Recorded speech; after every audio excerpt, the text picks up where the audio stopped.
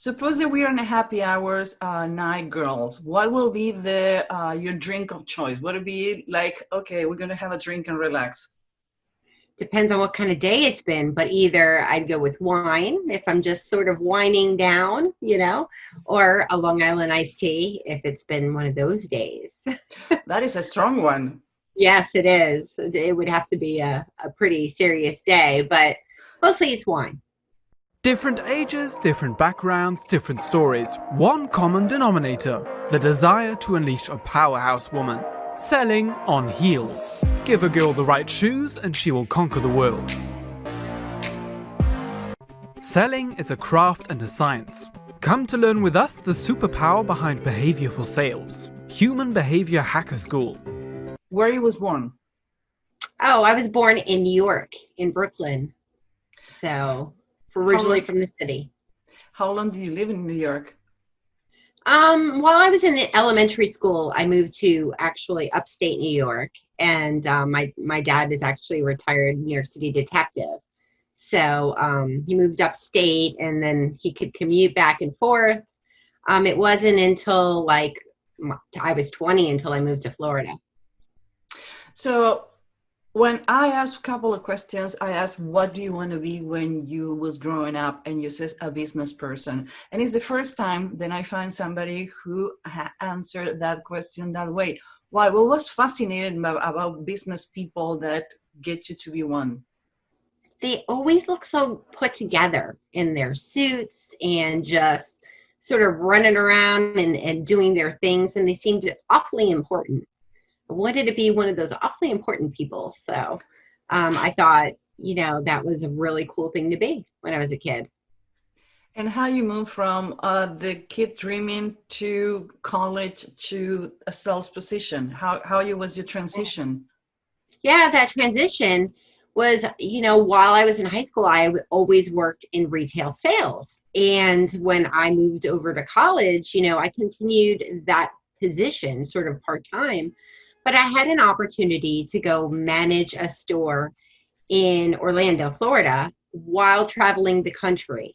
So that opportunity to really go and set up new stores and help stores in trouble, that just really appealed to me. And so that's how I made that transition. I decided to leave college and go on an adventure, move out on my own the first time, and really just explore the opportunity for everything it provided me. So you drop out college and pursue your career without having a college degree. That get on your way to get the point that you are today? I sometimes, like when I'm applying for a role where they require a college degree, I do run into a challenge. But usually my experience pretty much speaks for itself, having worked in sales and leadership for over 20 years, everything from managing, a whole business that's like $5 million to managing teams that produce large volumes of money. That experience, the variety of it, really is a transferable skill that can be brought to any sort of role. One of the things that fascinate me about the craft of selling is that you're going to find people who don't even finish high school and they are in really good positions and they're killing in sales. And you have people to have PhD to apply to sell. Sales is one of those crafts that I have the feeling that you need to have a mentor and you need to keep practice, and doesn't matter what is the title you have. It's you show by yourself how good you are in sales. No, 100% agree. I mean, along the way, I've had some amazing mentors.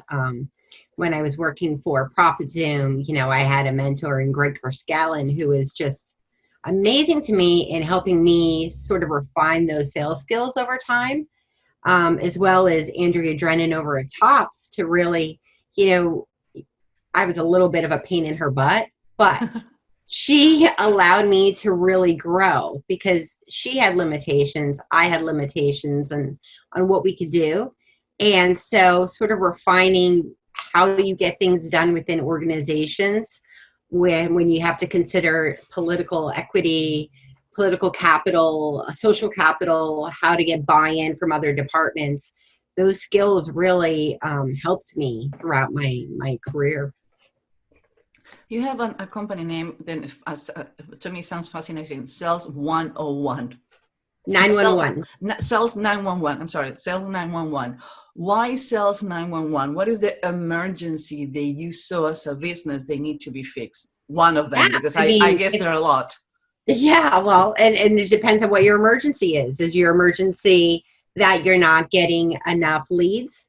Is your emergency that your leads aren't turning into opportunities in your pipeline?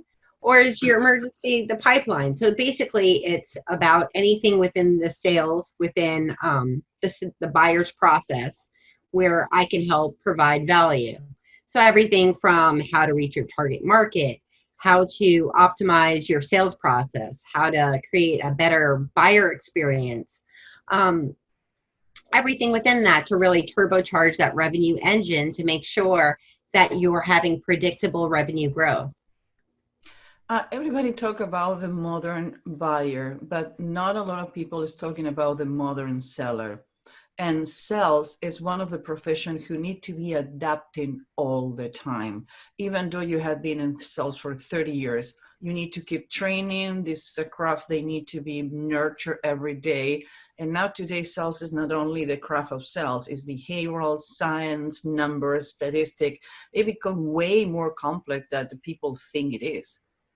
No, I 100% agree with that. It's that ability to read a room, and now it's reading a room over Zoom, right? You've got a screen of people, and how do you read them to be able to determine how they feel about things?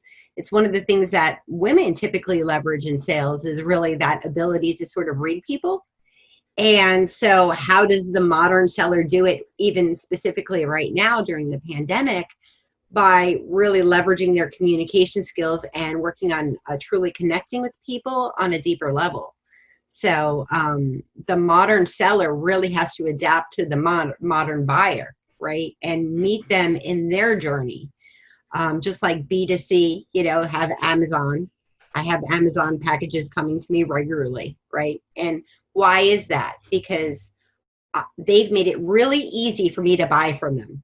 I just go pick some things, I click a button, it arrives at my doorstep. It is super easy.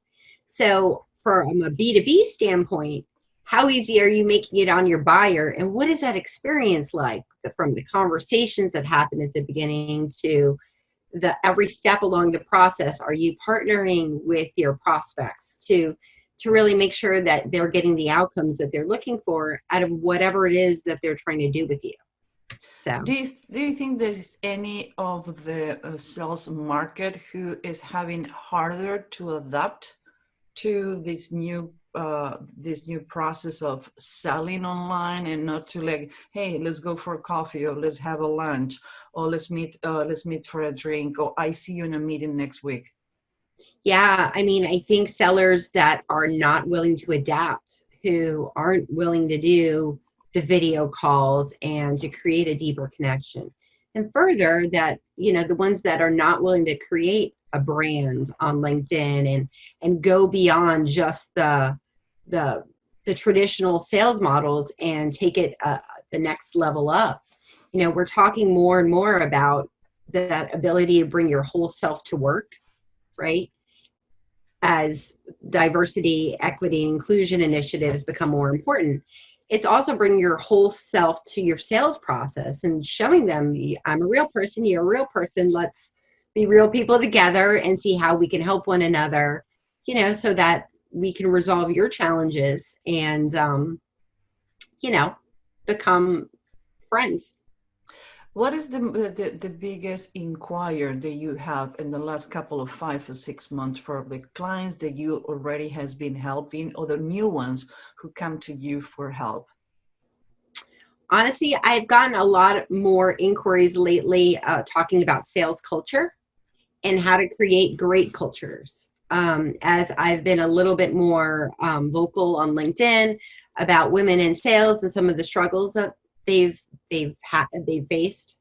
I've really started to get more inquiries about how to create a great sales culture and what are the things you look for, and how to alleviate that emotional roller coaster of sales so that you're creating good experiences for your employees. Yeah, one of the articles that you wrote for LinkedIn and then I wrote, and it's the title of this podcast today, is Women, What We Need to Prove. Not, I don't think that is not only fit in sales, it fit in engineer, in architecture. There are so many places, but this is a specific space, safe space for women to finding mentors, to listen to other stories, to understand that maybe you're struggling today, or you can have it all. You can have a family and a successful business and be a woman and be respected for all. So what do you think women in sales are less quantity and they don't have the same positions that men are? Here is not to fight men against women. It's like, as women, were we lucky to go for it? Profiling a customer is the challenge sales reps face every day. What if I tell you you can read anyone in 90 seconds? What if I tell you it can be done? Come to learn with us, Human Behavior Hacker School. Oh yeah. You get into a sales role and you find that that the standards are different for women, and it's not necessarily good or bad. Maybe you're putting these standards on yourself, but you feel as a woman like you have to work a little bit harder than everybody else to get the same respect, right? So you get on this hamster wheel and you're working as hard as you can, and you're always in the top, because women, there are studies everywhere, are basically, traditionally in the top 1% everywhere. There's actually an HBR article about how women are the future of B2B sales. And so, that feeling of never enough, that no matter how hard you work, you're never going to quite get to that level where you have the same respect. But looking internally and defining what success and happiness looks like for you is really what the article is about. That no matter that feeling of never enough, that you could set that aside, and really the article was about how to define success for yourself, knowing that you're doing the next best thing, that you're doing what you can for your team, for your coworkers, that you're being positive and supportive in an environment where you may face a little bit more adversity. But what do you bring as a positive person to the table to let go of the never enough and really strive to be your best self and bring your best self to work? Obviously, you want to find a place where they celebrate your voice and embrace and allow you to thrive and be all that you are, right? But additionally, if you find yourself in a place that isn't like that, it's okay to set aside the never enough and really just focus on what success means to you. And maybe that means, making a certain number. Maybe it means having that work-life balance and prioritizing what matters to you. But that never enough feeling is what most women in sales that I speak to express to me, right? So how do you kind of get past that? What we call the impostor syndrome. Yeah, of course. But you know what? The study says that the higher your IQ, your efficiency, and more hard you are with yourself, higher is the percentage of the imposter syndrome. It's funny. It's not for people who's not capable. I guess that is like, I know my capabilities. I know I can give more. So what about if I'm not giving enough? Yeah. No, and I experienced that as well, that the imposter syndrome, but that never enough is because you always want to do more, because there's more that can be done. And instead of focusing on, what will make you happy, maybe you focus on, earning the respect and earning the ability to have a voice within these organizations where, there may be a time where you realize, what, they're not going to change. And that's okay. You figure out what success looks like for you so that you can be a happier person. Jen, you are one of the examples when we went through the list of people to invite that I don't want to sound like if you don't do that, you don't have it all, but you have a success career. You are on the 100 top sellers on the world, on the United States, on LinkedIn. You have a family, you have kids, you have your own business, you have a set of food. You're voicing that we need to stop trying to prove as women all the time who we are. You're an example that you can balance everything and be happy in the middle. How you did that to have a family, a success career, and being competitive on the sales market. Yeah, I wouldn't say that I have it all. I would say that sometimes I struggle just like everybody else, and some days are better than others. And I think that's just, I need to be real about it. Everybody works on having that balance and finding out, maybe success is defined different ways in different weeks. Maybe tomorrow's success is going to be doing a couple things and meeting a friend for lunch. You just don't, you have to be able to adapt and pivot, just like everything with the pandemic and modern sellers and modern buyers. It's how you handle it and how you take it internally and keep it positive that really will determine whether you're successful and happy. Happiness is entirely up to you, just as success is. It's entirely how you define it. And I think that's what allows me to feel some days like I've got it all figured out, and some days like I do not have it figured out at all. So it's a balance, I think. So being a sales rep and having a family allow you to organize your time, or was more difficult? Yeah, I do a lot of time blocking. I like literally, if my daughter and I are going to watch a movie one night, I will time block it on my calendar so that I know I've made that commitment to my family. I time block dinner. I time block pretty much everything. I live by my calendar, but that allows me to make sure that I set aside time for stuff that matters and what's important to me. So what get you to decide to get your own company? You have been really successful, well known on the sales market. You have your job, you have your security, and suddenly like, you know what? I want more. I'm going to open my own company. I know a lot of people who's really good in what they do, but they never would be able to transfer that knowledge in a company because it's really difficult. Being an owner, CEO of a company is not fun. You're required to do the invoicing, hire people, control others, take to the clients. So what get you to pivot to be a consultant?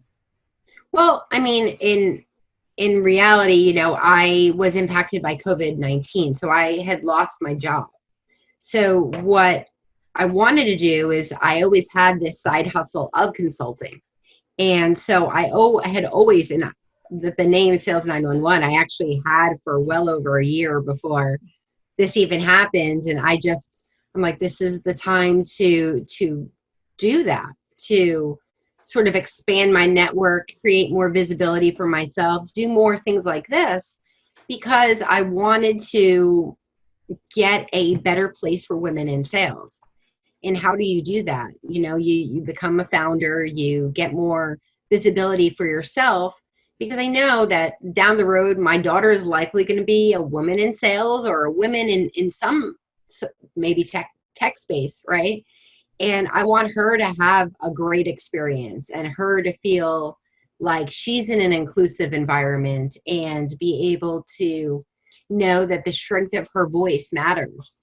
So, I really felt strongly that I wanted to try and put my best foot forward to do all of this, do the consulting, find opportunities for a good fit and just get myself out there. Dr. Rosenthal from from Harvard University, I think it was, that says one of the reasons women are good in sales And because they can read a room faster than a man. The man is so concentrated on the deal and get it done and put all the information, and women are more observant, so they're easy to read the room. So the perfect pair is to have somebody maybe doing the speech and the women analyzing when is the right time to do the call of action. What do you think about that statement? No, I would agree. I mean, back in the day when I was selling accounting solutions, right?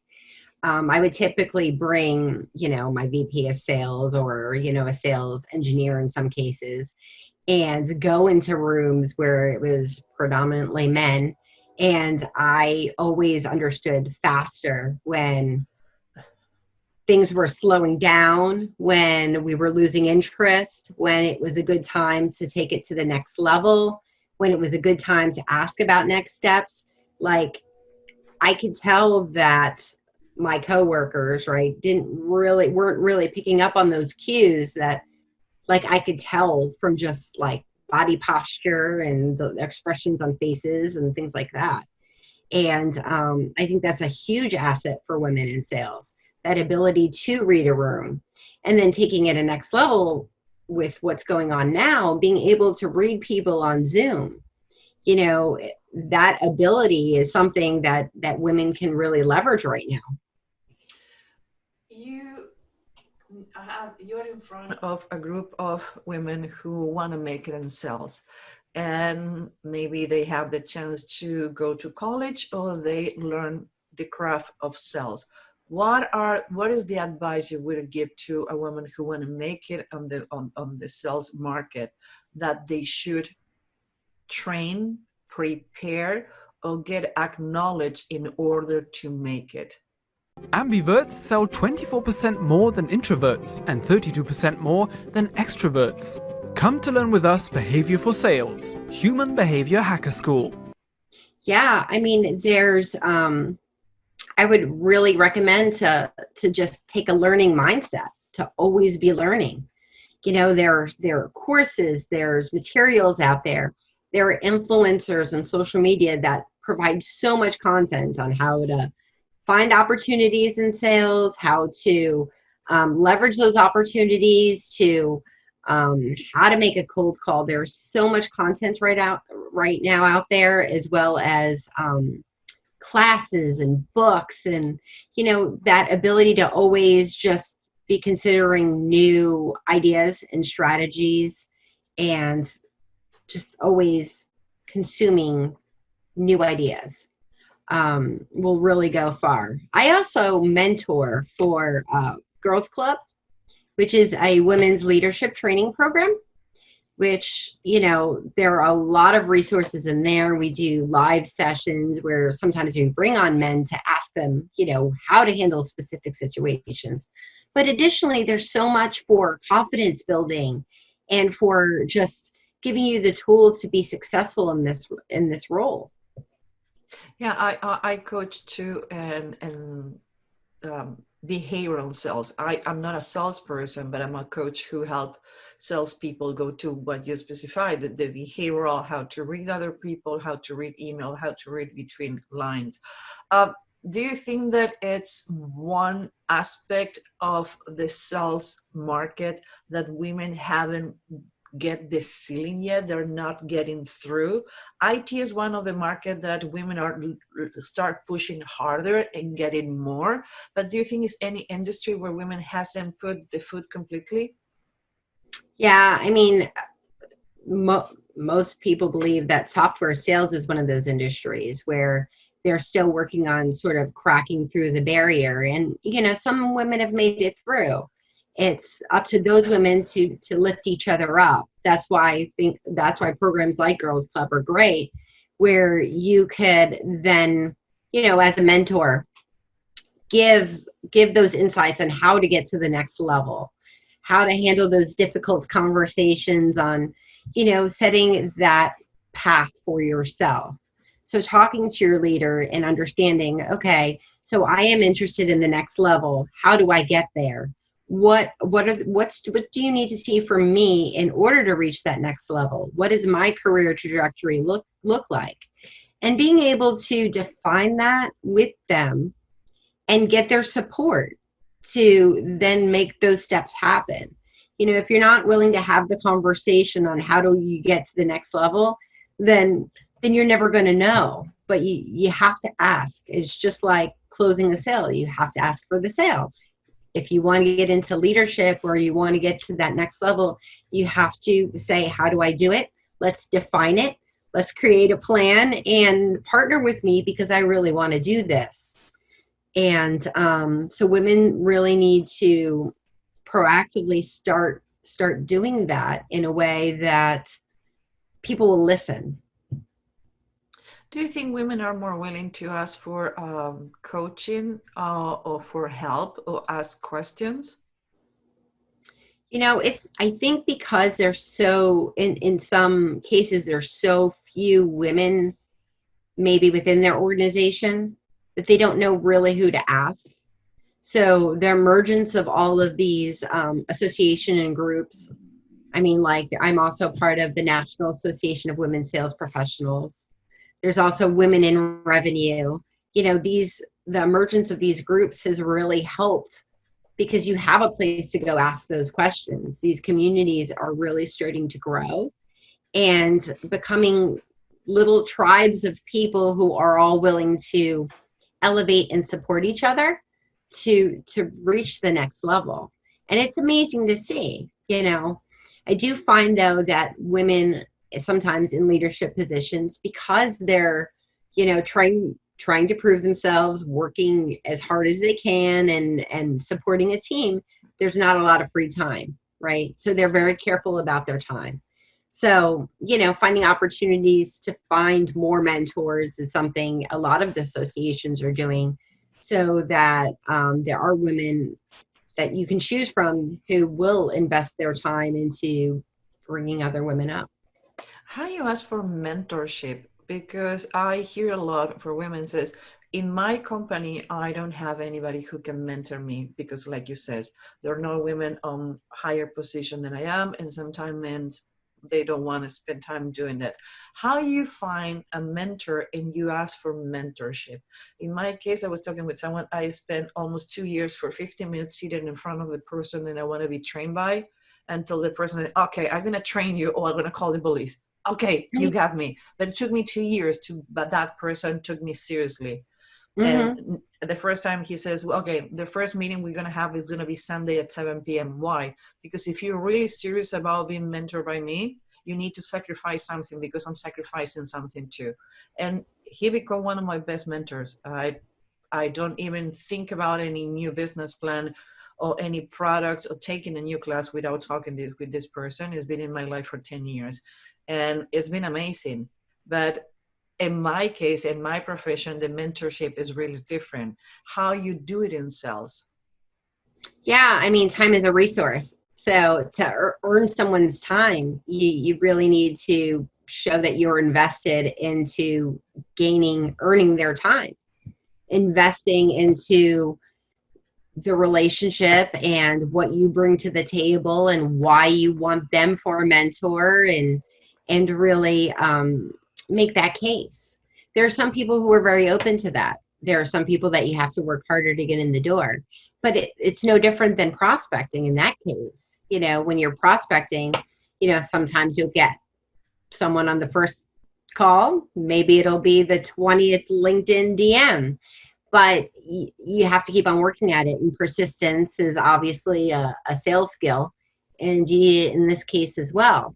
You can go to places and find people who are willing to be mentors, but if you want to go out there in the world and pick someone, you're going to have to earn their time. And that's just the way it is. Now, Girls Club provides a mentor with their leadership training program. Rev Genius has a mentorship program as well. And so does Women in Revenue. They have a mentorship program. So there are places you can go. But, if there's someone really out there that you really admire, that you'd really like for a mentor, then you're going to have to earn it. Like everything is a negotiation. When you ask for somebody to mentor you, you have something in exchange. In my case, I did a lot of work for him, like reviewing documents or making documents. It's okay. we're going to do an exchange.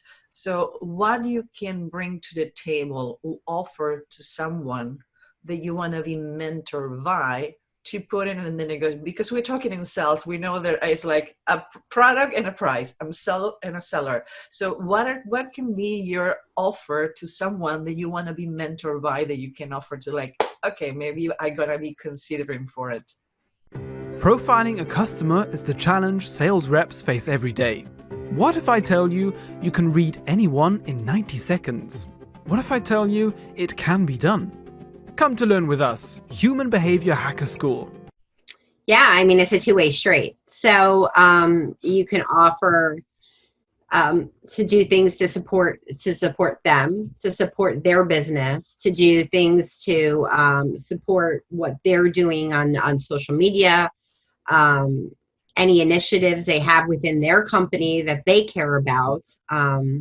So it just depends. If there's any particular organizations that they're involved in, that's a good thing to take a look at. It's different for every single person. I know for me, when I mentor, I get a lot out of it personally, out of just helping people. And so, my kids subscribe to the idea of bucket fillers. And it's something that they do at their school, that when you go and you give something to someone, you fill their bucket. And if you say something hurtful, you take from their bucket. But when you're filling up someone else's bucket and you're able to help someone, it also fills your bucket too. It makes you feel happy that you're able to help someone. And it creates those relationships. So, I mean, I wouldn't assume that someone always wants something out of it besides just the ability to help you. Sometimes people just want to help other people, but busier people, time is a resource. So it really just depends. But you obviously want to invest your time into what that other person needs as well. You are one of the examples that how you can pivot in middle of the crisis, like the COVID-19. What are the steps that someone maybe is in a similar position that you are, that can pivot from working from someone or looking for a new job in the middle of the pandemic? How is the pivoting in the middle of this crisis? What you can do if you lost your job, if you was looking to open a consulting, or you just get fired and you need to network in the middle of this? Yeah, I would go really into the networking. There are communities out there. I think I've already mentioned a few of them, but I would really get to networking and building your personal brand so that you're more visible about what you do. Look for opportunities like this to speak on different topics. Get yourself out there about things that are within your expertise and see where the opportunities come from, because you never know what's going to happen. The first time I started talking about, some of the challenges for women in sales and some of the struggles, the influx of messages were huge. And I was so surprised because, it didn't occur to me that people would reach out to me to talk about sales cultures. And that was amazing. It was amazing to be able to make that sort of impact. So, you need to explore. You need to do some inner discovery. What do you like to do? What are you passionate about? Out of your last number of roles, what are the things that really made you feel engaged and sort of lit you up? And build a better work life for yourself that includes balance and joy and the ability to make your voice heard and have an impact. This is an opportunity. Oh, I'm sorry. No, yes, say. Yeah, no, I mean, you can look at this as like, it's a terrible time, but you can also use this as an opportunity to take the time to dig deeper about what you care about, what you're passionate about, and really like pivot and leverage this moment. One of the things that always grow with crisis is the sales positions. Another thing is AI is never going to be able to take your position. It can help you, it can support you, you can do evergreen videos, sales, but at the end, always the human interaction is important. And I think people is not realizing that this crisis, it's helping salespeople to get jobs because companies need to sell. Even though when they pivot into sell online, we as humans still need to talk to someone to explain me how this works. So it is opportunity, this crisis, for the people who want to do it themselves. Oh, 100%. I mean, humans buy from humans, right? And if you're going to just use all of the technology and use sequences and not be human, then you're replaceable. But if you're really, connecting with people and bringing your authenticity into your sales cycle and finding out how you can help them and focusing on your buyers and prospects, you're going to be okay. They always need people to sell. That's the point. Salespeople is the one I never saw that diminish in any of the situations who happened in the last 30 years. Mm-hmm. No, 100%. Yeah. I mean, I remember the last recession. That was a good year for me. I won't lie. I did well that year, and I bought a house, and and I did it in a down market, and I was grateful that I came out of that okay when so many people didn't. But it's what you do with it, what you make of it, and just like any other challenge in life, you have to look at it and I could take this and me bring it down, let it just consume me, or I could have a positive mindset and overcome and achieve and bring my best version of myself to the table. Talking about version of yourself, you talk a couple of times about branding, and I completely agree. Today, people Google you first. They Google the brand, and after that, they look for the product. Some people says that the 18 months cycle of sales reps is because they're going through the Rolodex because they have customers who follow them. So how important is for you to become a brand by yourself so you want to be acquired by companies as a sales reps? Yeah, I mean, getting yourself out there, building a brand, showing your authenticity, building up a network, all of it is super important. And you want to show where your expertise lies, but also not just leaving it online, but actually having Zoom calls and meeting with people in one-to-one so that you're actually creating relationships and not just creating a network of strangers, right? You want to actually take the time to get to know people. And it's not just like posting about making it all about you.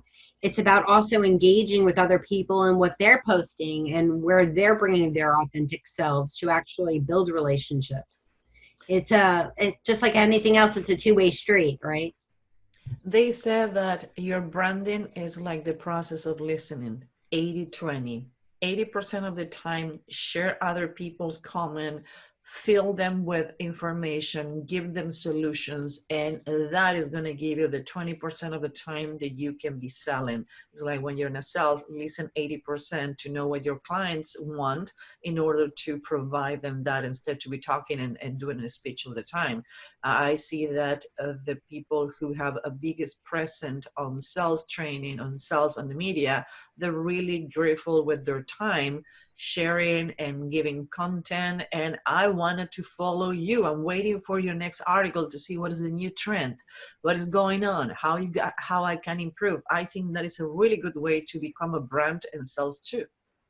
Yeah, no, 100%. When people are like actually start following you and it happens organically and people start reaching out going, oh my goodness, this is so great. And it surprises me.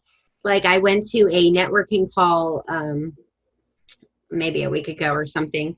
And there were people who I knew on the networking call that I didn't necessarily invite. And they had seen that I had said I was going online and they came along. And I thought that was amazing because we hadn't had any communication in years, but here they are in front of me on the screen. And I'm like, my goodness, that's amazing. And so, you never know who is paying attention, even though we hadn't talked in a while, in quite a while, matter of fact, they still showed up to this networking event where I was on this, group Zoom call. And that was pretty cool. We So, talked we talked with Dr. Kalubi. She is from Europe. She was the branding person for Procter & Gamble from BMW. And she surprised me when we did a webinar because she says 90% of the people who interact with your posts is never going to comment. They're not going to do anything. But doesn't mean that from 1,000 people who watch your material, 900% is still going to start keep following, and some of them they're going to take actions like the example you says, but maybe they're never going to like a post, they're never going to comment, but when they see something they like, they're going to jump on board and like, I didn't know you existed, like, yeah, I've been following for 3 years, like, ooh, good to know. Yeah, no, that's exactly what it was like. And it's cool. It's just, and sometimes I get messages that like, I've been following you for a while, and I'm like, okay. And they haven't liked or commented or anything.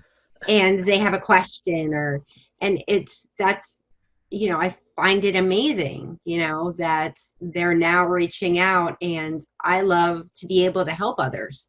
So that's a great opportunity. Selling is a craft and a science. Come to learn with us the superpower behind behavior for sales. Human Behavior Hacker School. You never know how your message replicate out there. You need to have consistency. And for another thing, only 1% of the people who have a LinkedIn generate content. So even though it's way more VC, the internet today, if you provide content, people is going to follow. No, that's true. It's a very low percentage of the number of people creating content, though it does feel like it's becoming more common every day, right? Because it is getting a little busier on LinkedIn, but that's a great thing. That's more conversations to have, more dialogue on different topics, and more engagement out there in the sales and marketing community to all elevate each other, to level up our skills, find ways to disrupt the silos within organizations, to get more women into sales, and all of the other initiatives that, we're all trying to change and impact. What do you think that it needs to change to welcoming more women to the sales department? Because the studies prove that they're more empath. There can be as aggressive or more aggressive than men, don't get me wrong. I see some women like, holy cow, move on, she's coming, and walk the room, and they're really active, and they have done it like you and another people that we have interviewed. But another one says, I would love to have a career in sales, but it's not a space for me. So what do you think you need to change on the market to invite more women to sales? Yeah, we need to have better stories out there. It needs to start with inclusion. So within these organizations that have sort of a sales bro culture, you need to start giving the opportunity for women to have more voices, to feel like they're included. When you celebrate wins, it's got to be in an inclusive way, right? So that the women can participate, but also so that it's non-gender specific, or non-specific to any particular type of person as well. I mean, people of color also struggle in the sales community to find their way and find their place, and that's an area that needs to grow as well.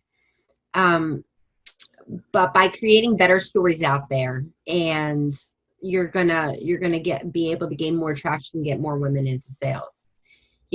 For every woman out there that has a terrible story, they share it. If I remember I did like training when I was a retail manager in California, like my very first like big business trip to a sales conference. And they were like, back in 95, something like that, they were like, the word of mouth travels so far. Can you imagine now the word of mouth travels at the speed of the digital, internet? And so if that was relevant back then, that we had an entire conference with every manager in the company, right, flown out to California to hear this message of how word travels, Can you imagine what that looks like now? So Yeah. having those more inclusive environments is absolutely crucial to get more women into sales, but also to elevate women into leadership positions so that they can elevate other women as well. I mean, it's got to be a change across the board of, executive leaders really wanting to embrace and celebrate women's voices and diversity of thoughts, and rejoice in everything that they bring to the table, because the studies show they can help you be more profitable, successful, have better environments. Yeah, it's too bad that the only news that making the news are the bad news, Yeah. because this segment was created because like it's a lot of women who have made it and they can have a family, and what we call it have it all is that they find a balance, like you said in the beginning. Some days those balance are like completely unbalanced and like, oh Yeah. my god, what I'm doing, I can't do it at all, and I need to disconnect, am I only human? But it's true, we need to start putting out there that can be done, that it can be safe, and that I think that is going through education, and that's one of the ideas of the podcast, is to educate other women how to how to move forward, what are their experience, because I think stories teach more than books. Well, that, and I love being a woman in sales. For all of the adversity and all of the not so great experiences, I still love it. I love the technology and how it always changes and how it changes fast, and how you're able to be part of that change. There's so many great things about it that, it's an opportunity. And once you're in it, most women in it love it. It's we're working on the inclusion, and we're working on more diversity and having programs and communities, and so things are only going to get better from here. Jen, we have two last questions. One is, what do you think are the next niche market where people who want to grow in sales should be looking, beside like lawyers because I'm on a lawsuit, medical, and everything that is software who simplify your life to make it happen. Missing any market? Do you see any trend coming where people need to start paying attention on the sales market? Well, I see an immersion of like how engaging virtual experiences. Okay, So explain it. like, I have no idea. I want to learn more. yeah, so like they're like the ability to do a presentation where you're in the presentation, and you can then show things by using your hands, and like more immersive technology, so that you can have more interactive presentations where people can then like be more interactive. Gaming, so that people can play games online together in a way that is for professional purposes. Like I see that like this change with the pandemic is going to bring out, I think, the next wave of interactive experiences that you can have virtually, but that are more impactful. Good to know. Yeah, I think everything who have to do interaction. Actually, there are even masters on gamification. Gamification is a way that by a challenge or a game, you can interact with the product. And actually, a lot of brands has built stronger communities by gamification. Nike, Apple, Apple, for example, asking you, what do you think about this product? And when they make you part of, because you feel you're making the decisions, you feel that you belong because you have been part of that. That is a game that the companies use. So gamification is a huge thing that sometimes people don't talk how important it is to incorporate it in sales. Well, yeah, but think about the presentation. Think about how, like, if I were to share a PowerPoint with you now, right, then my screen would be taken up with the PowerPoint. And how do you show that in a more interactive way so that you're still there, but presenting the information? So I think there's a huge opportunity there for more interactive experiences, because, you know, people are going to start working from home more. So how do you stand out from the crowd in a presentation? I saw something that freaked me out, and I've been following the company to see what happened. It said 3D hologram, like in Star Trek, that you have like circle, and suddenly you show up in an hologram, and you are explaining things on the presentation. I don't know if it's a prototype. I haven't read anything about that company in a long time, but it was like, oh my God, I need one of those. So like, it's gonna save me so much time on traveling if I can be an hologram in front of you, just in another continent. That is amazing. That is amazing. I'd be happy to see that. I mean, Me too. that's next level. That's that next level wave of personal interaction, because as we are home, right? And we don't know how long this is going to last. And that's okay. It is what it is. But how do we become more interactive in a way where you feel more connected? I think there's like a huge opportunity there. Actually, it's a huge opportunity to become more humans. I think this isolation is making people miss and understand how important was the human interaction. They disengage, like two people on the restaurant, more onto the Twitter and the Facebook than sharing. And now that is possibility is not, people's like looking like, hey, let's talk on the phone instead to text, or let's jump in a Zoom call and let's have happy hour together. It's crazy. People is like coming a little more human regarding this situation today. No, I agree. And I think that's what's brought the rise of all of these communities, like micro communities for sales and marketing, where you're able to do more chatting and just be online with them and feel like you have a little bit more support. The thing is, it's not, you know, it doesn't replace that human interaction. So how do you get closer to that? That's why, you know, the digital experience, I think maybe there's opportunity. Jen, everybody have done either a job or have anecdote about something that they have done, and like, I shouldn't put it in my resume, or I shouldn't tell that to anyone. So I want your embarrassing moment, or that like, ooh, I never told anyone about this, but you always learn from that examples. Okay, well, back in the day, I used to manage a cigar company, right? So it had a private smoking club, and it had a restaurant and a little store and some other things, wholesale business. And so as part of the private smoking club, you know, I would sell memberships.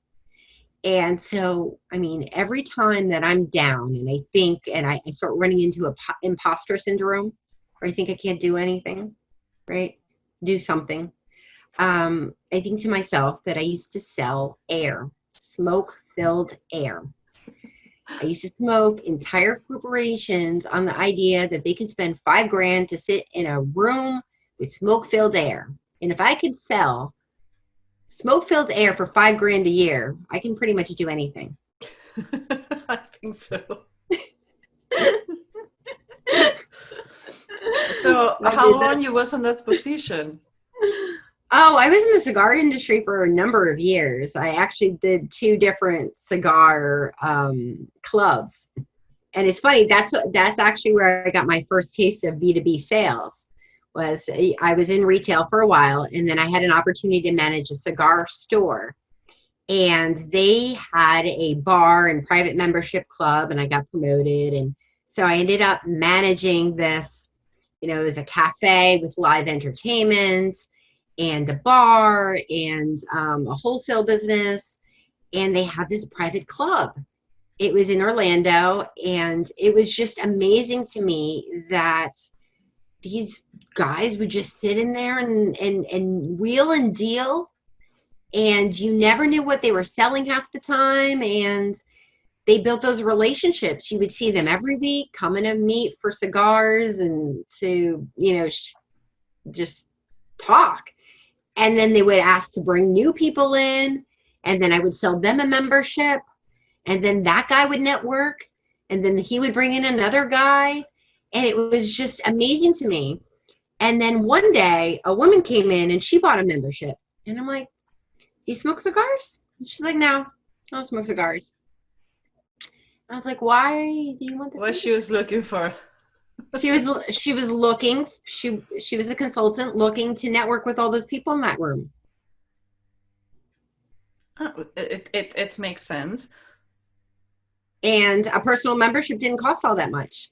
So she could come in and network with all those people and never smoke a cigar. network. And I was like, this is B2B sales. That's what your idea came. This is what it is. So when I had an opportunity to go into software sales, I was like, I'm doing this, because they didn't, I mean, half the times I saw them signing contracts, I had no idea what they were selling. And it was just like, it was so like just relationship building. It didn't look like sales at all. And I think the best sales doesn't actually look like sales. It looks like just people getting to know each other and helping each other. And so, that's what I learned from the cigar industry. And then I can sell smoke-filled air. I've been having the most amazing stories about what they sell in first. Oh, one job that everybody have a job. They're like, oh my God, I shouldn't have taken it. But yeah, I think if you can sell air, it's a really good. And what you're saying about not sell but never stop selling.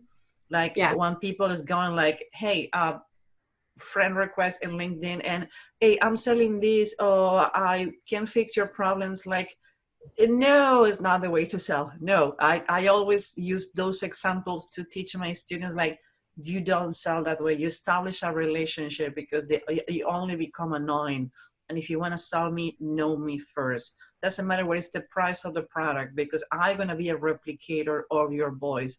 I'm happy with the products. When I bought my last car, every time that somebody want a car, I says, I don't care what brand do you need to go to see these guys. They're amazing. I left with the car that I needed, not the one I wanted. Actually, I ended up buying a less expensive car, and it's fit in what I need. And I never would have guessed ever have that car. And like car sales, I don't trust you. And I talked to the friend who referred me and says, if they tell you, go for it. 1 week later, a call says, thank you very much. That was what I needed, and I didn't know about it. Mm-hmm. So now I send all my friends there, but they took the time to know me, to know what was my need, how much travel I do, if I go to snow, mud. They went through all the list. Never I saw it before. So that is a good sales experience. Yeah. No, I mean, my last great sales experience is when I bought my house. I loved my realtor.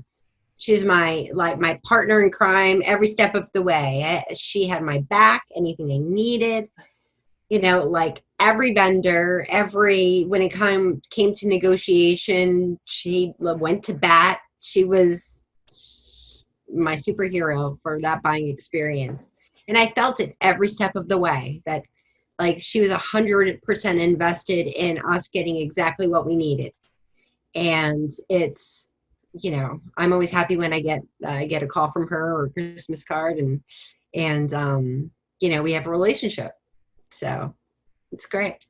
Jen, we are wrapping up. It's any last thoughts that you want to leave out there for women who are listening or viewing this segment, that doesn't matter how bad it look, it's gonna get better or can get better? Yeah, I mean, things are bound to get better, but it's also a matter of mindset and keeping a positive attitude and, just going after it. You define success for you, and your life is what you make of it. So you can decide it's going to be amazing, and that's what it'll be. Jen, we're going to have your information below and attached, but why don't you tell people how they can contact you or how to connect with you? Sure. There's my website, sales-911.com, but you can also find me on LinkedIn at Jen Ferguson at Sales 911. I'm pretty easy to find there. I'm also on Twitter, jferg507, and hopefully we'll connect. Looking forward to connect. Jen, thank you very much for being part of this segment. Really appreciate it. Thank you. I appreciate you having me. I had such a good time. Thank you. Selling is a craft and a science. Come to learn with us the superpower behind behavior for sales. Human Behavior Hacker School. Different ages, different backgrounds, different stories. One common denominator: the desire to unleash a powerhouse woman. Selling on heels. Give a girl the right shoes and she will conquer the world.